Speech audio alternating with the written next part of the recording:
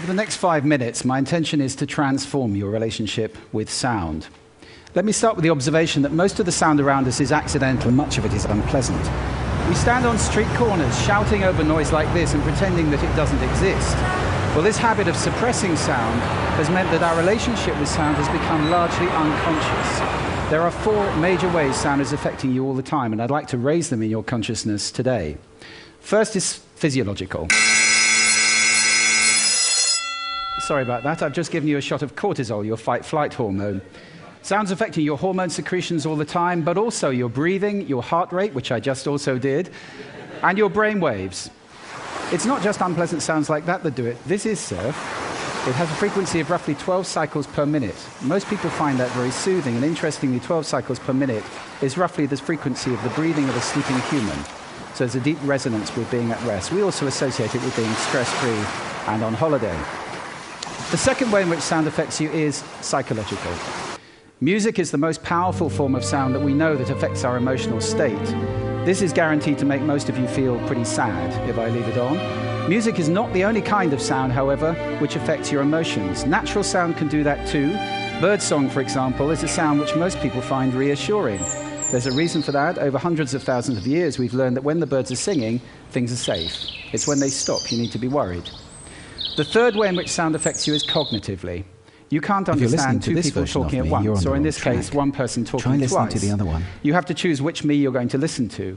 We have a very small amount of bandwidth for processing auditory input, which is why noise like this is extremely damaging for productivity. If you have to work in an open-plan office like this, your productivity is greatly reduced, and whatever number you're thinking of, it probably isn't as bad as this.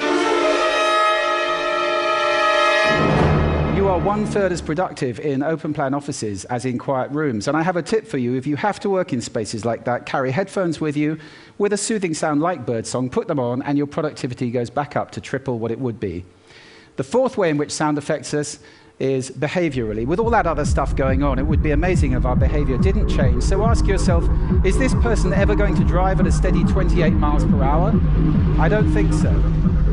At the simplest, you move away from unpleasant sound and towards pleasant sound. So if I were to play this, for more than a few seconds, you feel uncomfortable. For more than a few minutes, you'd be leaving the room in droves. For people who can't get away from noise like that, it's extremely damaging for their health. And that's not the only thing that bad sound damages.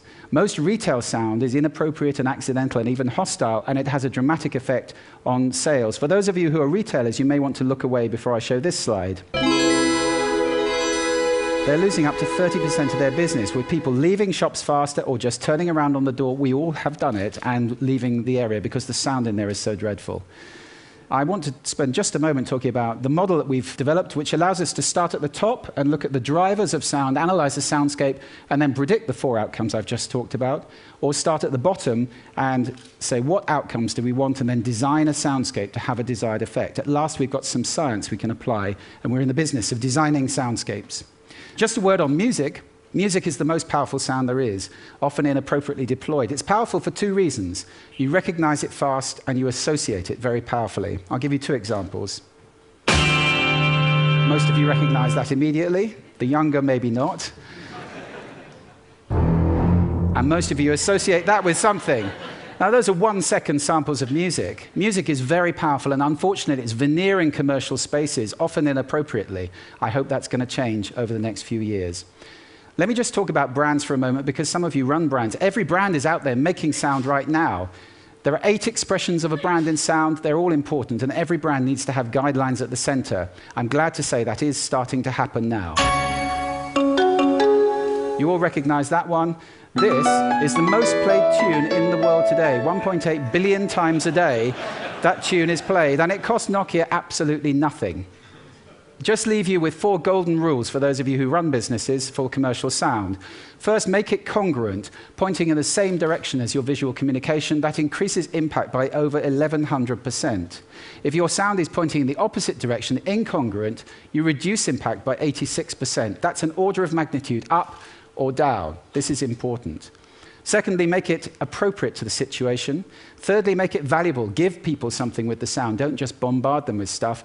And finally, test it and test it again. Sound is complex. There are many countervailing influences. It can be a bit like a bowl of spaghetti. Sometimes you have to just eat it and see what happens.